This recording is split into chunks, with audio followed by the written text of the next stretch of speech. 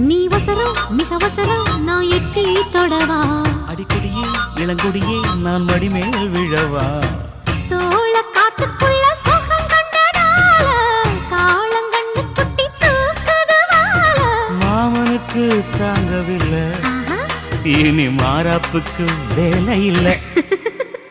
மூணு முழம் மல்லியப்பூ உன்னை முட்டக்கண்ணால் பாக்குறதோ முட்டக்கண்ணு மல்லியப்பூ உன்னை முட்ட சொல்லி கூப்பிடுதோ நீ காவலுக்கு மட்டும் இல்லையா எங்கட்டிலுக்கும் கெட்டிக்காரையா நான் சொடக்கெடுக்க சொல்லி தரையா